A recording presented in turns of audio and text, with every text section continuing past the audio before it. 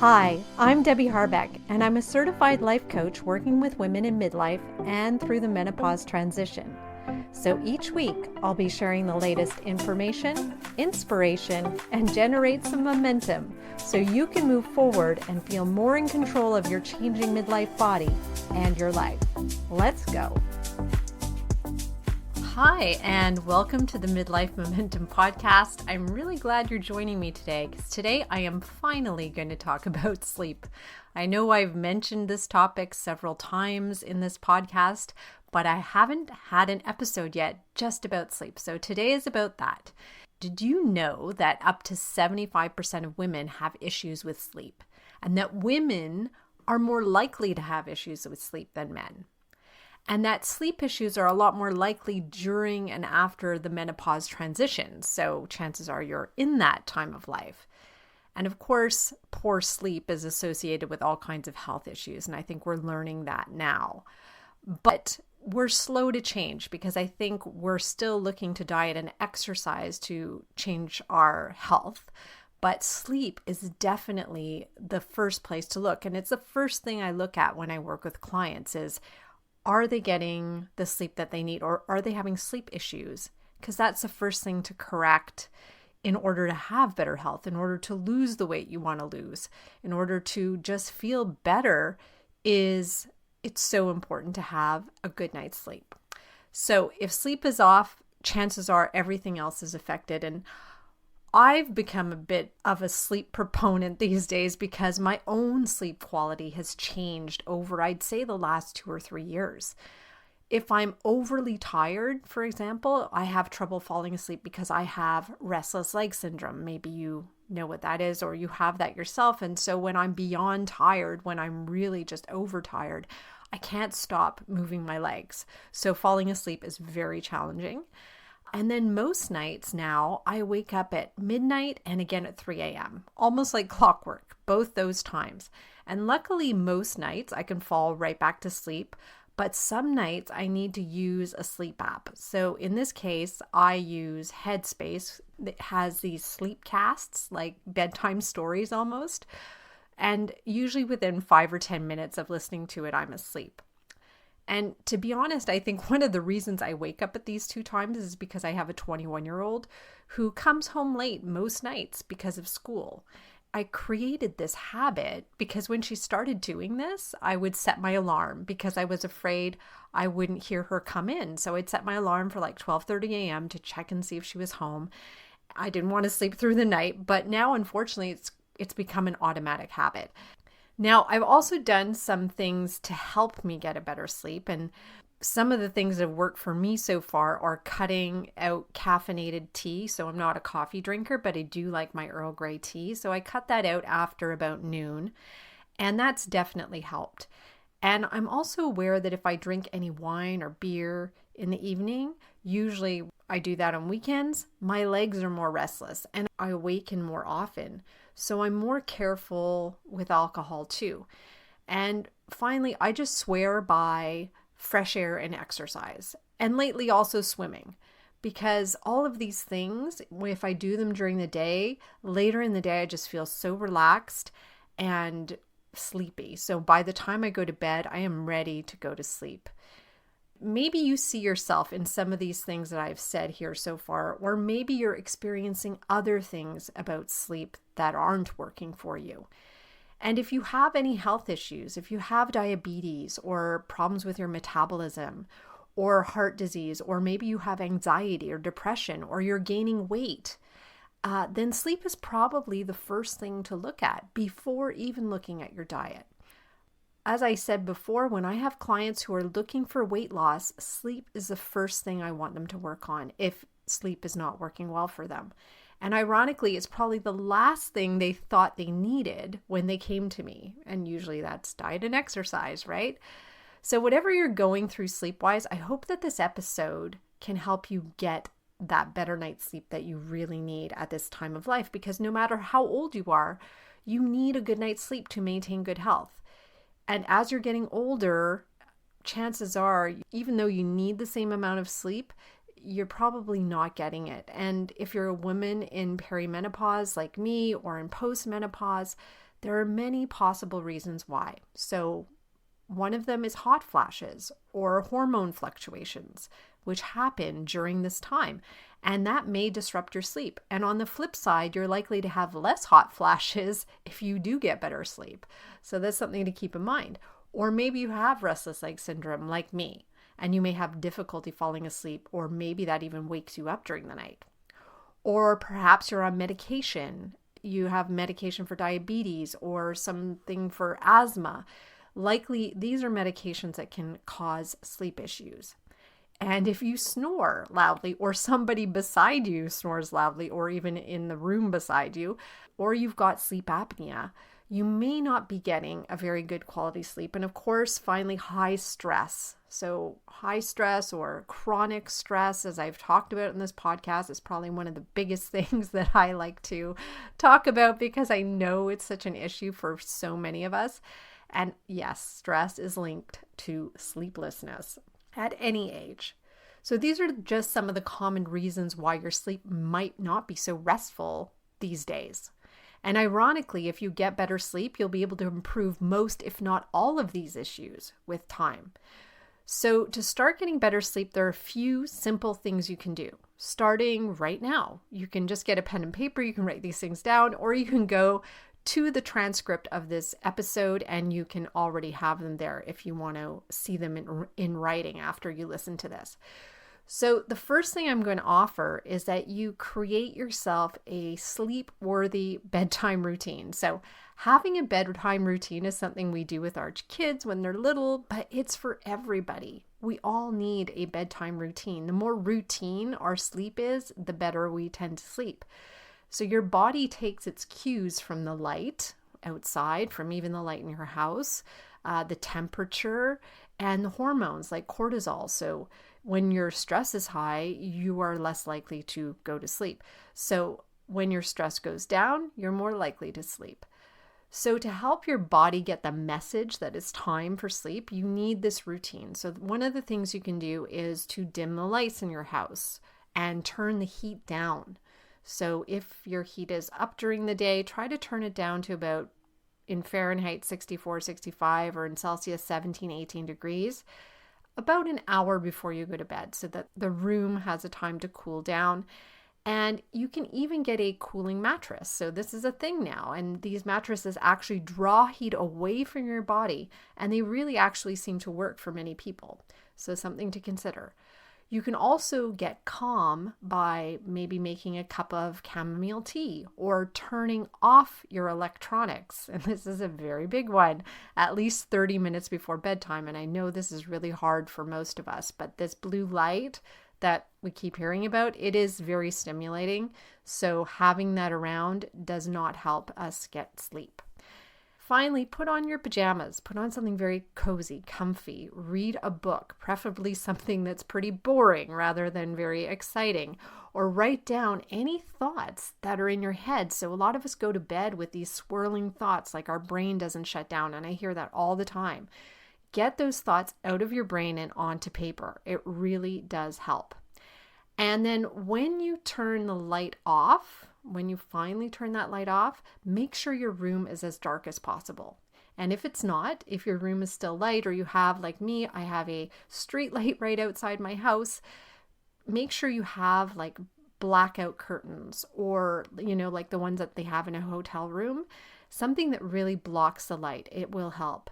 And finally, if you can, that cell phone that you turned off 30 minutes ago, hopefully, if you could keep it away from your bed or in another room, even better, and just maybe get yourself an old-fashioned alarm clock if that's the reason that it's beside your bed, so that you don't get in the habit of grabbing your phone every time you have some sleeplessness during your night.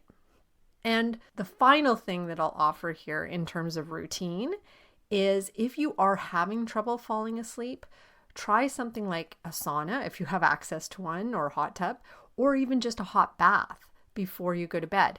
When you get into a relatively cool bed after a hot shower or hot room, your body temperature will drop, and that will tell your brain that it's time to sleep. So that really does help.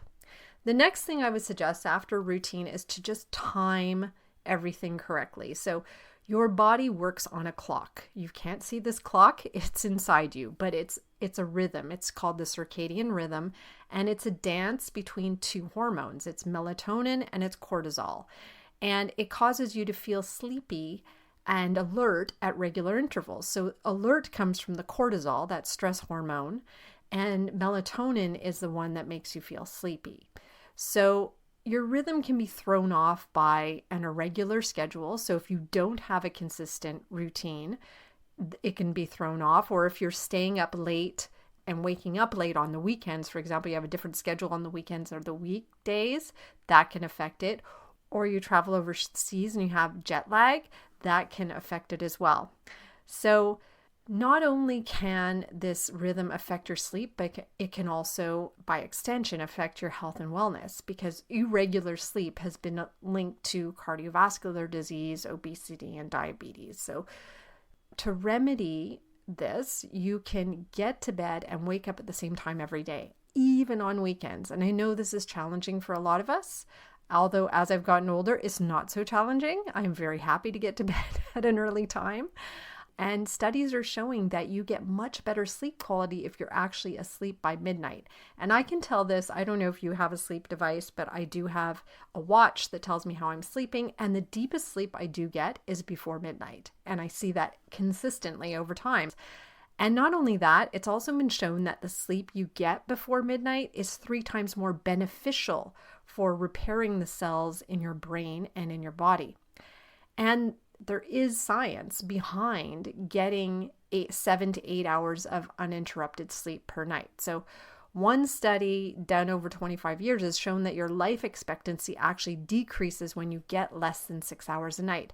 And it's even worse, and this is really interesting, it's even worse than that if you get more than 9 hours of sleep a night. So getting too little or too much sleep are actually not good for you. That being said, once you've timed it, you want to also put a limit on what you're eating and drinking. So this is the third thing I'm sharing with you. Digesting can interfere with sleep. I'm sure you know that if you've ever eaten a very heavy meal before going to bed. Definitely doesn't feel good. It definitely doesn't help you sleep. So eat your last meal of the day about 2 to 3 hours before bedtime. Try not to make it a huge meal. Try not to be full in that meal. Just enough to feel like satisfied. And also avoid liquids at this time. So if getting up to pee often is a reason that you get up during the night, try to avoid liquids during this 2 to 3 hours. And of course, alcohol and caffeine can also make sleep a problem. Now, the current guidelines here in Canada, and I don't know where you're listening from, but here in Canada, they say we should now limit ourselves to only 2 drinks a week. That's not a day anymore. That's 2 drinks a week, because even 3 to 6 drinks a week are associated with higher risks of breast and colon cancer. So alcohol is not a good thing. It is toxic to our bodies. We know this. I know we enjoy it and we think it relaxes us, but it does interrupt our sleep. And then there's coffees and teas and sodas like Coke or Pepsi, and anything made with chocolate, of course, should be put to bed after lunchtime. Caffeine is considered a stimulant, but actually it doesn't give, this is really interesting, actually it doesn't give you energy. It actually blocks the need to sleep. So caffeine prevents you from feeling what is called sleep pressure. You know that feeling where you feel like, oh, I feel so sleepy, I'm ready to go to bed? Well, caffeine blocks that. It doesn't actually give you energy. So we need sleep pressure, though, in order to fall asleep. So if we're taking that away through caffeine, and caffeine has a 6-hour half-life, so meaning if you had coffee at noon, 6 hours later at 6 p.m., half of it's still in your system. And if you've had several coffees over the day, you can do the math and figure out how much is in your system by the time you go to bed. We want to be aware of that so that we're not taking too much caffeine. And of course, it's a diuretic. So if you're having problems because you're peeing frequently during the night, try not to have that so close to bedtime as well. Number 4 is to get enough exercise and fresh air. So the outdoors and movement can help you get better sleep. And if you can do them at the same time, that is even better. And ideally, when we talk about exercise, we want it to be for 30 minutes or more at moderate intensity. And I know I've explained this before, but it's really important to know that means you can talk a sentence or a few words at a time. If you can't talk at all, you're going too hard, way beyond moderate. And if you can talk continuously, then you're not working hard enough. So we want to do 30 minutes where we can feel a little out of breath, but we're still able to talk to somebody a sentence at a time. And we want to do this at least, again, 3 hours before bedtime. Personally, I have started swimming in the past couple of weeks, and I just feel more sleep pressure, that sleep pressure that I just mentioned before. Maybe it's the water or the water temperature. I'm really not sure what it is, but it just totally relaxes me and makes me feel sleepy. And right before bed, if you're having any, like me, I have hip pain sometimes during the night. So doing some gentle yoga before bed, or some heat maybe on that spot before bed, or some gentle rolling on that spot might help in terms of keeping the pain away while you're sleeping.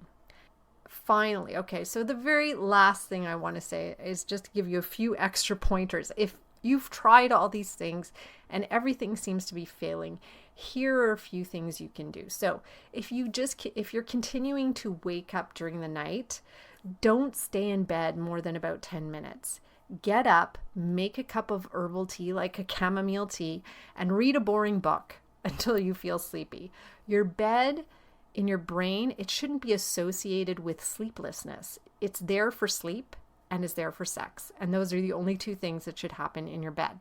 So we want the brain to associate it with that so that when you're in bed, you're not awake. And if you feel very awake at bedtime, you can try taking some magnesium. Magnesium about an hour before bed, like let's say 300 to 500 milligrams, can help relax you. And it can help you fall asleep. But try to avoid sleep medications like Ambien or Xanax because they don't give you a good quality sleep. And they're also associated with cognitive decline. So as we get older, our cognition will be affected if we're taking these kinds of medications. So we want to be aware of that as well. Another great way to get relaxed or feel sleepy, maybe instead of those medications, is to have an orgasm. So this is a really interesting thing.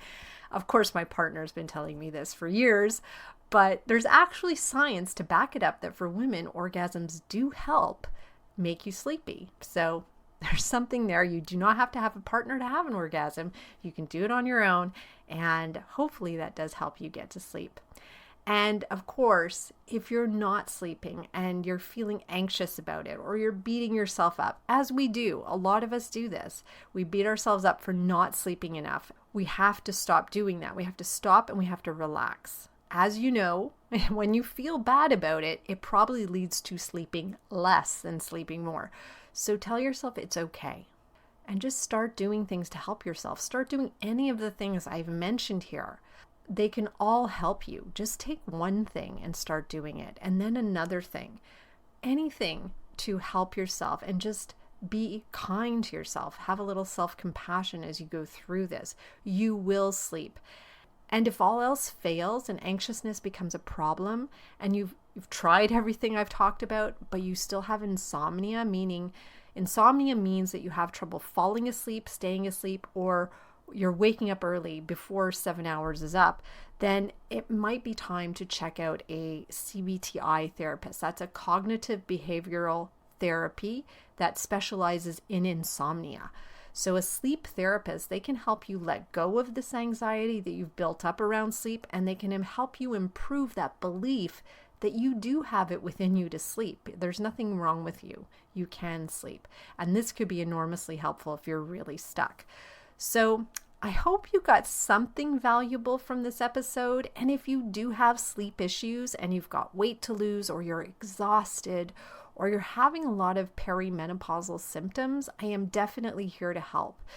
Through coaching, we can create your ideal sleep routine. We can help you adopt the healthy habits you need for a good night's sleep so that you can shed the weight, so that you can release stress and gain energy and just feel a whole lot better in your body and in your mind, of course, because all of this affects your brain as well. So if you're ready to talk about it, you can always book a time with me. The link is in the show notes.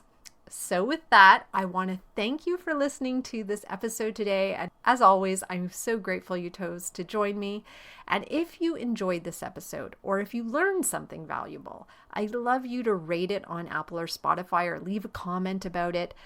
Use whatever platform you're using to listen. I just really appreciate it. And I'll be back next week with a fresh new episode. So keep moving forward, and bye for now.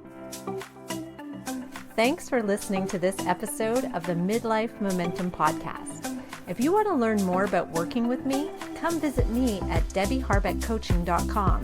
That's Debbie, I-E, Harbeck with a C, coaching.com. See you next week.